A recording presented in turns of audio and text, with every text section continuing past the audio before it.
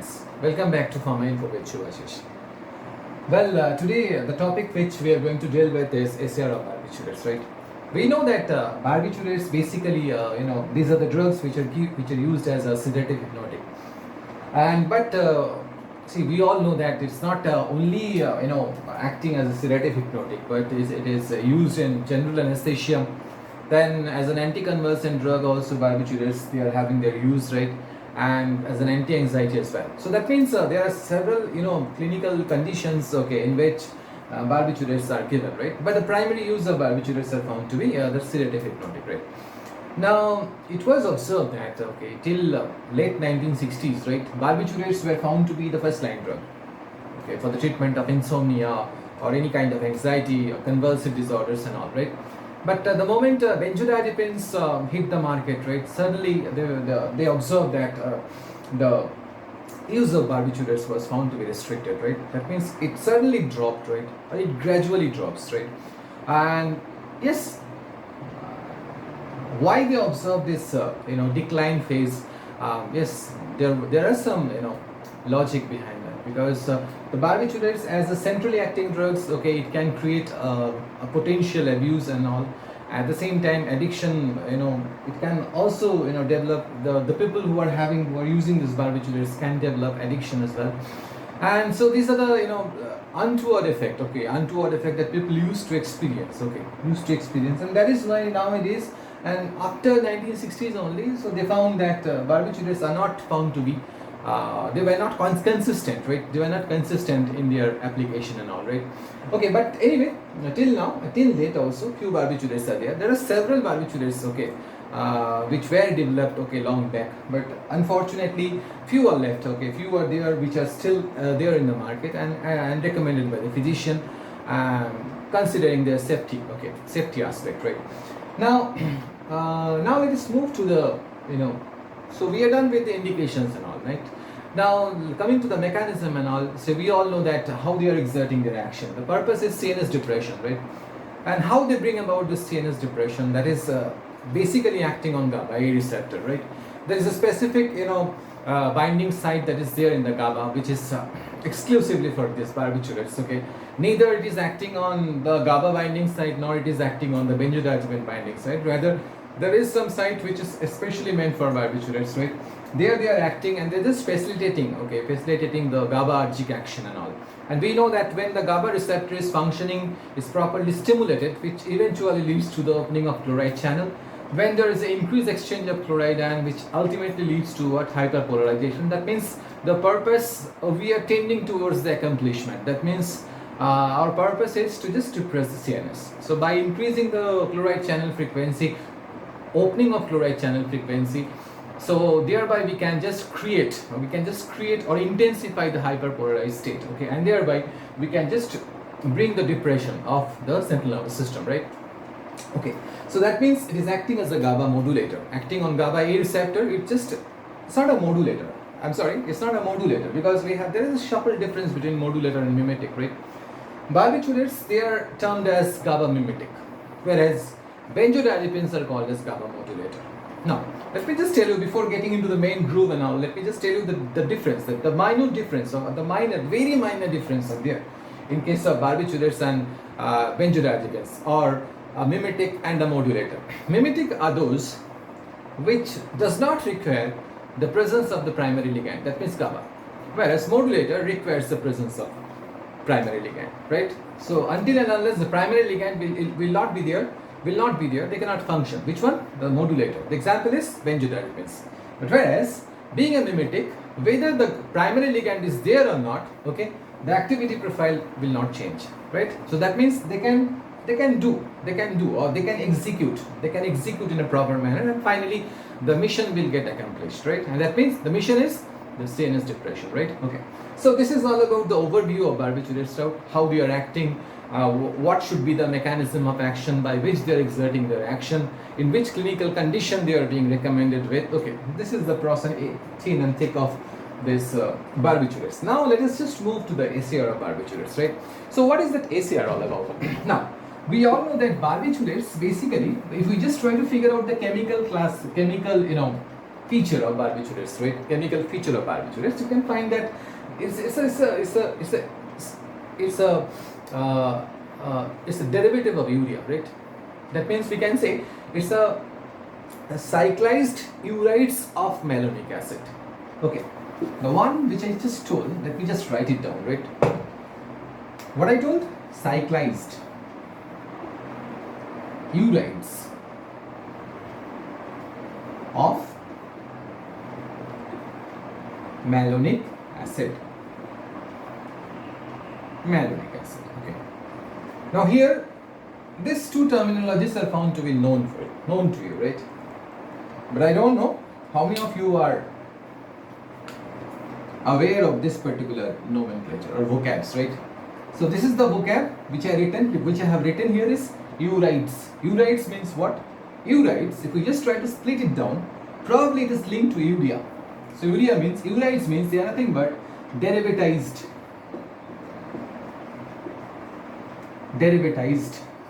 urea. So what is the derivatized urea?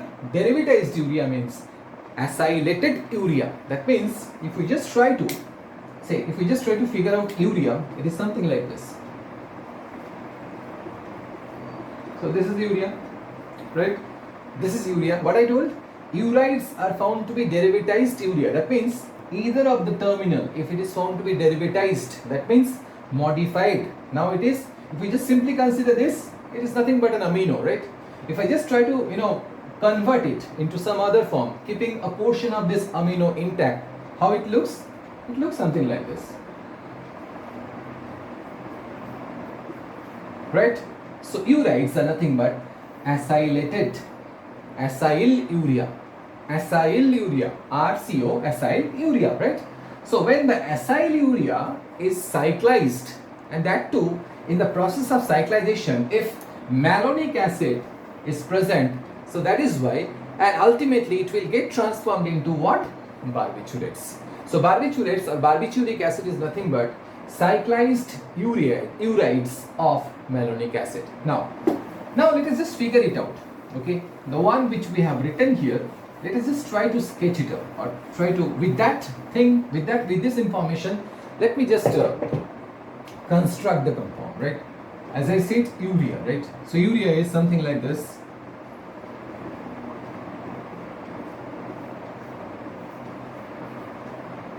Right? You need to cyclize it. So urites means what? Acyl. Suppose acyl means C double bond O is there. All on a sudden I thought, let us just utilize both the terminal. That means both the N terminal, right? N terminal. So immediate neighbor of this N terminal should be a C double bond O. Why? Because I am telling acylated urea is nothing but urites, right? So in that case, if we just try to make it cyclized, it looks like this. So, and finally it is something like this. So this is the basic form of what? The basic template of what? Barbituric acid, right? So barbituric acid, this is the portion which is related to malonic acid. So this is your malonic acid portion, not malonic acid. If I just put hydroxyl here, then only it will become malonic acid, right? So forget about this once. That means it's a portion of what? This is the portion of malonic acid, right? So in the malonic acid urea merged all together, there is a formation of what? Urites, or we can say cyclic or cyclized urites of malonic acid. So malonic acid, urea merged together, formation of what? Barbituric acid. So this is how we can shape barbituric acids. Now let us deal with the SAR and all, right? So we have with us, say, different types of barbituric acids. On the basis of the duration of action, we have categorized it so many types: long duration, short duration, ultra short acting barbiturates. So long acting barbiturates, intermediate acting barbiturates, short acting barbiturates, ultra short acting barbiturates. So this is on the basis of duration of action, right? Now let us see that what are the essential requirements. Okay, what are the requirements with which they can act as a long acting, intermediate acting, short acting, or ultra short acting, right? Okay.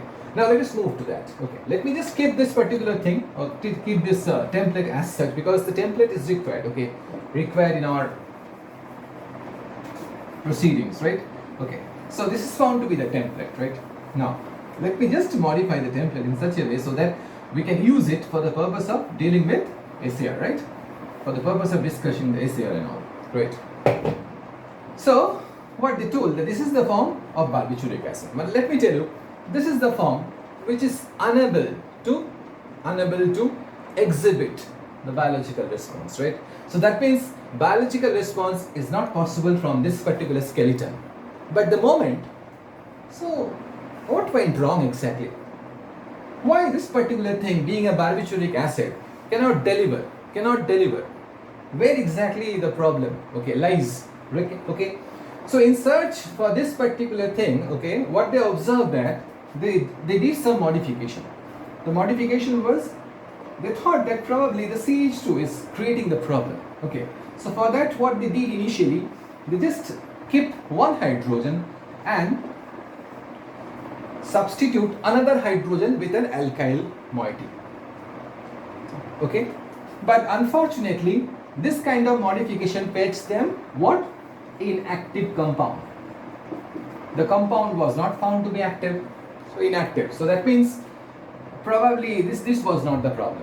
So after that they thought, why not to substitute both the hydrogens, both the methylenic hydrogens. Okay. The moment they did this kind of modification, suddenly they got what? Active compounds. So active derivative or active form of barbituric acid. Okay. So that means with that they just draw an inference. What was the inference? That in order to achieve the receptor affinity, that means until and unless there is a receptor affinity, forget about the intrinsic activity. So affinity should be there, interaction should be there, then only you can get the intrinsic activity or the biological response, right? So if that is the case, what they observed that keeping the methylenic hydrogen unsubstituted resulting in the formation of an inactive compound. So that means, but the thing is that while making it mono-substituted, then also you can get an inactive compound. That means both the hydrogens should be replaced with a functional group, and they are basically born out of hydrocarbon or made up of hydrocarbon, right? Okay, so that means both should be an alkyl or aryl substituent, because in aryl case also we can get hydrocarbon, we can find the presence of hydrocarbon. In case of alkyl also you can find the presence of hydrocarbon, right? Okay, now let us see. So what was the problem? Why they did not get the activity? Why they did not get the activity when it was simply made up of two hydrogen? That means why in its methylenic form barbituric acid cannot evolve activity? Okay. In search for this, what they observed that the moment you are keeping this two hydrogen here, okay, this will undergo or this will be involved, or this will get involved in tautomerization, right? So it is the tautomerization, okay, which eventually leads to the formation of what?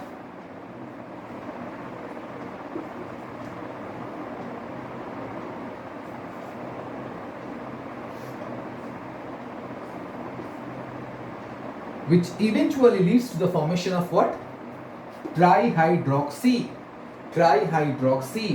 diagenine, right? Or diagene, sorry. Trihydroxy diagene. Why diagene? 6-membered INE. 2 nitrogens, diaza.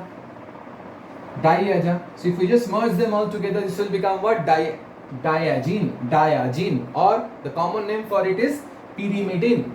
Okay. So these are the locations where we have what? Where we have the hydroxyl. So that means 3 hydroxy are there, right? If we just try to figure it out, 2, 4, 6. So this is 2, this is 4, and this is 6. 2, 4, 6, trihydroxy pyrimidine. Okay. The moment the skeleton, the barbituric acid acquires this kind of, molecular form, okay, this form will get readily undergo ionization. The moment it will get exposed to this biophase, or we can say the bodily pH and all, so suddenly it will undergo ionization. And we all know that for a drug to be a good centrally acting one, okay, it should not be, the ionization should not be large enough, right? If ionization is more, it cannot access the blood-brain barrier. Why? Because it is made up of the blood-brain barrier. You can find a lot of lipid molecules here. So for an ionized stuff, it's very hard to penetrate the lipoidal barrier. So that is why for a compound which is found to be trihydroxy, they can readily undergo ionization. So it is the ionized state that will get hindered to get into the central nervous system. So that is why keeping both the hydrogen here leads to the formation of what? Trihydroxypyrimidine, which eventually leads to ionization, okay, and leads to the formation of an ionized product, right? It is the ionized product that cannot access the central nervous system, right? So that is why the two hydrogen should be replaced. So initially they replaced one hydrogen. Keeping one hydrogen also leads to the formation of what? Hydroxypyrimidine type of things. So that means that also can undergo ionization. So that means both the hydrogen should be replaced. You are not supposed to keep any hydrogen at this location. Otherwise, they will undergo or they will get involved in tautomerization, which eventually leads to the formation of hydroxylated pyrimidine, and that is prone towards, or that is very much susceptible towards ionization, which is found to be highly undesirable in creating a drug which should act at central level. Followed? Chalo. Now, so now with that we are done with the explanation of what? Why you are not supposed to keep these two methylenic hydrogens, okay, while developing a drug which should act as a sedative hypnotic belonging to the chemical class of barbiturates, right? Okay, so that means we'll just rub it off two hydrogens, and instead of that we'll just put here R prime and R double prime, right? Okay, now let us see the pattern of R. So what they observe that initially both the R, they should be made up of hydrocarbon. They should be made up of hydrocarbon, right? So it is the hydrocarbon that should be here, that should be placed here, right? Okay. But hydrocarbon, are they cyclized? Or are they found to be aromatic? If they are cyclized, whether we should keep aromatic or else cyclic. If they are not cyclized, shall we keep a saturated chain of hydrocarbon, or shall we go for unsaturation? Shall we go for branching? So these are the possible queries, okay, that will emerge out of this in this process, right? So what they told that, okay, it is hydrocarbon, and what are the choices? The choices are found to be aromatic. If it is aromatic, preferentially a phenyl, okay. If it is alicyclic, okay, alicyclic, preferentially a cyclohexane. If it is aliphatic, that means sp3. It is aliphatic, not sp3 rather. So if it is aliphatic, it can be sp3, it can be sp2, it can be branched as well. Right? Branched as well. So these are the various combinations, or these are the various choices that we are having with us, right? So that means the hydrocarbon, it can be an aromatic one, it can be an alicyclic one, it can be a sp3 or sp2 hybridized. That means it can be simply a hydrocarbon of saturated type, or it can be a hydrocarbon where you can insert an element of unsaturation. That means a pi bond, right? Pi bond, it can be multiple also. That means it's not double bonded, it may be triple bonded as well, right? Okay, and sometimes you can go for branching also. Okay, now the second question which rises here, if it is aromatic, can it further afford substitution? No. What they are telling that you are not supposed to, while opting for this phenyl to be placed either of this R prime or R double prime, right? So what happened? Just make sure that the phenyl should not be further substituted. That means nowhere you are going to incorporate any kind of substituent, irrespective of their nature, whether hydrophilic or hydrophobic. Followed? So that means you can put only phenyl, but not substituted phenyl. Followed? Chalo. Same thing happens to cyclohexyl also. Now coming to this hydrocarbon, right? Okay, coming to this hydrocarbon. Now the chain, how long it can be extended? So is there any limitation? Okay, is there any limitation in the process of insertion, or shall we just make it ad infinitum? It's not like that, right? What to observe that the summation of this hydrocarbon should not exceed 9. That means it is 7 to 9. Okay, 7 to 9. And what they observe that increasing the chain length, there is a inverse relation between the increasing chain length and the duration of action. So there is an inverse relation between increase in chain length and what? And the duration of action. That means the moment you keep increasing the chain length, what will happen? The duration of action will get reduced. Okay, so will get decreased. So this is the observation which they found that time. Okay, so that means, as I said, that hydrocarbon chain, that means the summation of this two, okay, should lie within 7 to 9 in order to get the optimum effect. But the problem is that if you keep lengthening the chain, what will happen? The duration of action, the onset will get faster, but the duration will get affected. That means a shorter duration of action. That means for those drugs, you cannot keep them, you cannot consider them as a sedative hypnotic, right? Rather you can just employ them in general anesthesia, okay? General anesthesia, where exactly where the induction is needed, the faster induction is needed. In that case, this is found to be the drug. They are found to be the drug. That means the one which is having a longest, longest hydrocarbon chain to be placed here, right? Okay. Now let us see that what is the influence or what is the effect of this double bond or triple bonds. What they observe that, okay, suppose assume that, see, I'm just incorporating a pi bond, okay, pi bond, where pi bond like this. So this is allyl, right? Permissible. Why? Because it should not be always sp3 hybridized. It can also accept sp2, right? sp2, even sp, suppose CH, CH3. So here I just brought branching, okay, the another concept, followed by C triple bond C, CH2, CH3, right? Okay. So what they observe that the branching as well as insertion of this pi bond, that means multiple pi bonds leads to the development of ultra short acting barbiturates. Increasing the chain length, count the number of hydrocarbon here. So 1, 2, 3, 4, 5, 6, 1, 2, 3. That means 9. We have not exceeded the limit. The limit is, it should lie within the range of 7 to 9. So here 9 is there. 9 are there. But the thing is that we have inserted or incorporated what? Pi bonds as well as branching. It leads to increase in lipophilicity, which raises the potency as well as onset, the faster onset of action, but unfortunately they cannot stay for a longer period. That means duration of action affected largely. So this is an example of methohexital sodium. It is an example of ultra short acting barbiturates, right? That means which will not last more than 30 minutes, right? So for that particular drug, we have seen that this kind of modification fetched us what? Fetched us a potent drug, an efficacious drug, with a faster onset, but unfortunately a shorter duration of action, right? Okay, and it is by virtue of its increased lipophilicity. So what we observe here, so what kind of inference that can be drawn from this particular example, that incorporation of pi bond or pi bonds as well as branching leads to what? Increase in lipophilicity, but the duration as a result of that, what will happen? The onset of action will become faster and the duration of action has become shorter, right? So you will get a shorter duration of action drug the moment you are just following or you are just incorporating this kind of elements into the hydrocarbon chain, right? Okay. Now why this, despite that a particular drug is found to be highly lipophilic, but yet it is not staying there? What is the reason behind that?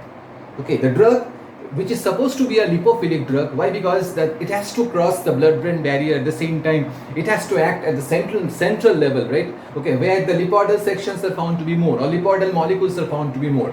So that means the question may arise that why it is not possible? Why it is not possible for a drug being a lipophilic one, but still it is not exerting it is not staying at that particular place? It is because of partitioning out to the body tissues. Okay.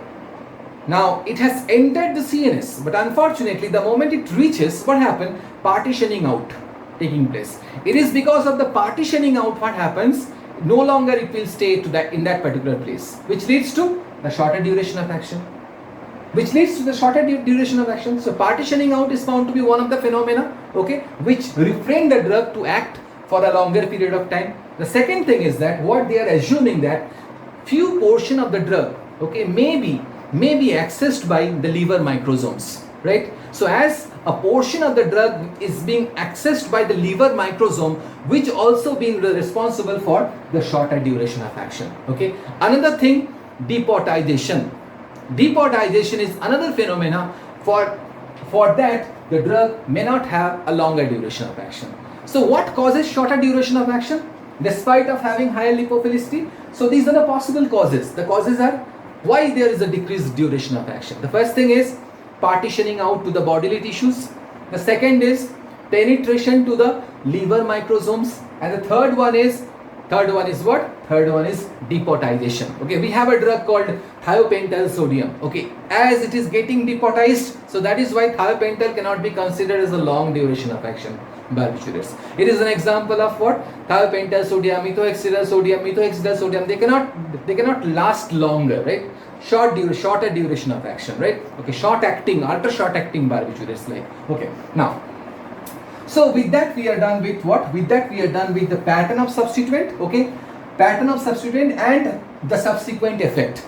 And the subsequent effect of those modification, okay? So out of this modification, what kind of effect that your system is getting, right? And whether the effect is lasting for a long or for a short, that is also explained here, right? Now, coming to the other section means we have another few sections, right? So what they observe that you are not supposed to, so here we'll just put R prime and R double prime, right? So we are done with this explanation.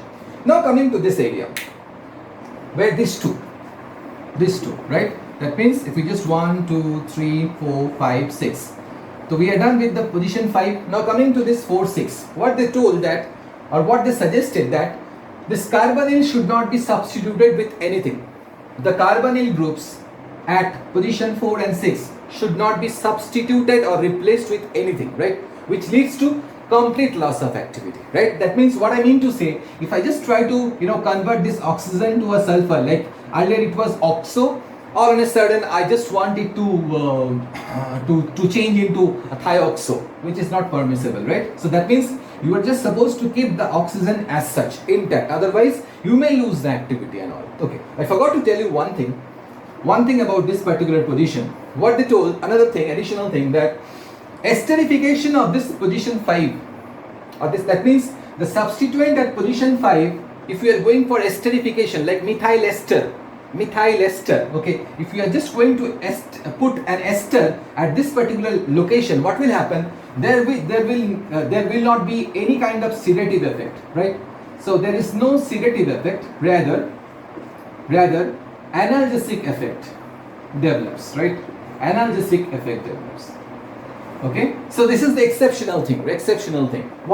What will happen when this position 5 is substituted with hydrocarbon? That we have explained, but we have not explained what will happen when we are just modifying the substituent to be an ester. What will happen? No longer it will provide you the sedative effect, right? It can give you an analgesic effect. Okay, so this is the brief thing, the exceptional thing that I forgot to tell you. Okay, so we are done with this. So we are done with this portion, right? Now coming to this, 2 nitrogens, right? 2 nitrogens. Now on top of it I have put one R. That means probably a substituent can be inserted here. So what they observed, that methylation, insertion of a smaller alkyl at position 1 leads to shorter duration of action, right? So what they observed, that it is the duration of action that is getting affected the moment I am putting a methyl group here.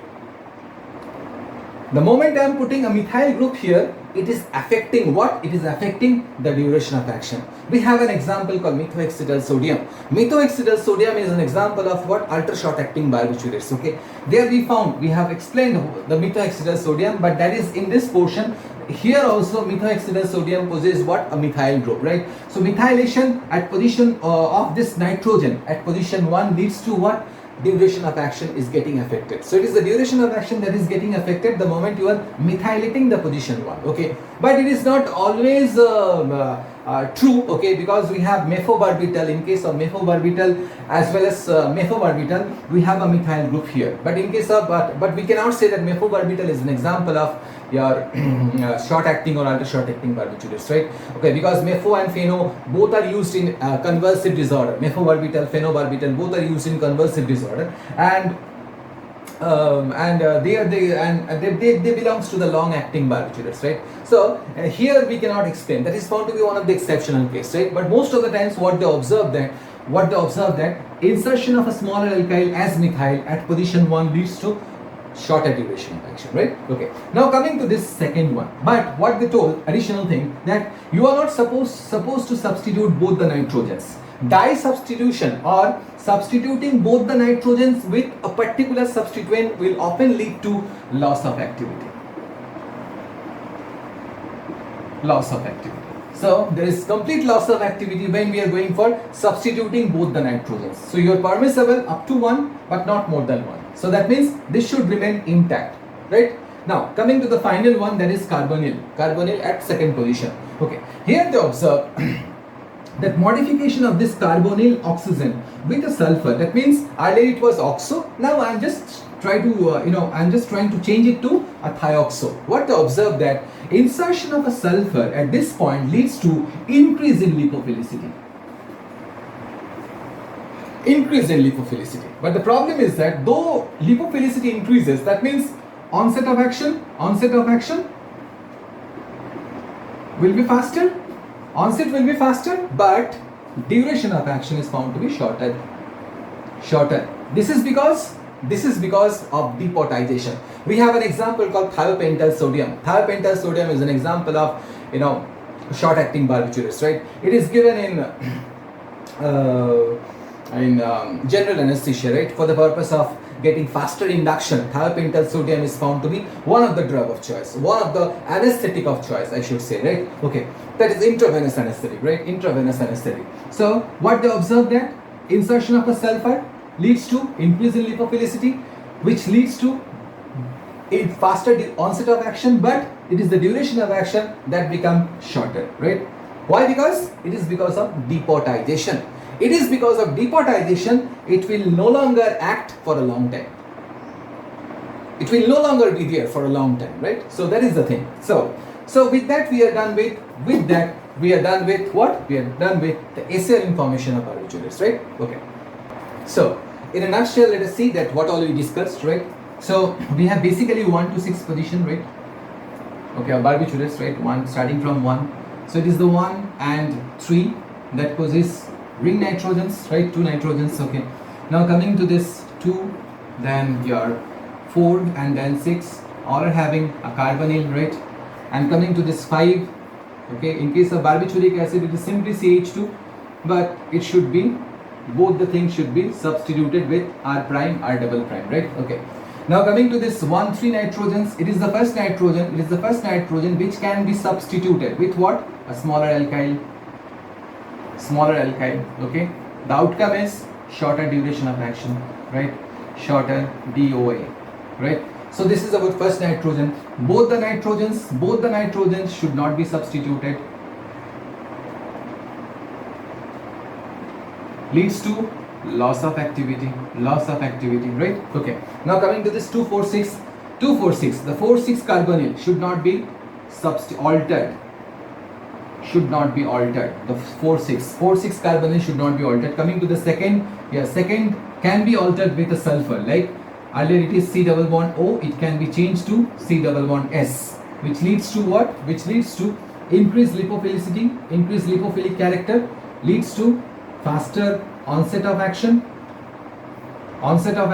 and but shorter duration of action. Now okay, so this is about 2. Now coming to this position 5 should not remain unsubstituted. Why? Because of tautomerization, and it is the tautomerization that leads to the generation of ionized product, and it's very hard for an ionized species to access the central nervous system, right? So for that very reason it has to be made di-substituted. Pattern of substitution, hydrocarbon. Okay, the choices are aromatic, alicyclic, in fact aliphatic, right? So mostly aliphatic and aromatic, right? So aliphatic means it can be sp3, it can be sp2, it can even be sp, and sometimes it is branched also, right? But we have seen that when it is found to be sp2, sp or branched, that time increased lipophilicity causes what? Increased lipophilicity causes decrease in duration of action but increase in onset of action. Onset of action. Secondly, and the other thing that we found is if it is aromatic, if the substituent is found to be aromatic, you will not substitute the aromatic ring with any kind of substituent, right? And another thing is that if for a substituent, if you are just going for esterification, okay, which leads to the generation of an analgesic but not a sedative hypnotic. So with that we are done with what? With that we are done with the SAR of barbiturates. Hope you have enjoyed the session, and if you like my video, please press the like button, and please keep your valuable comments, right? Send your valuable comments, and please do subscribe my channel. Okay, it's very much necessary for me to grow. Okay, so thank you for your patience, hearing and all. Thank you.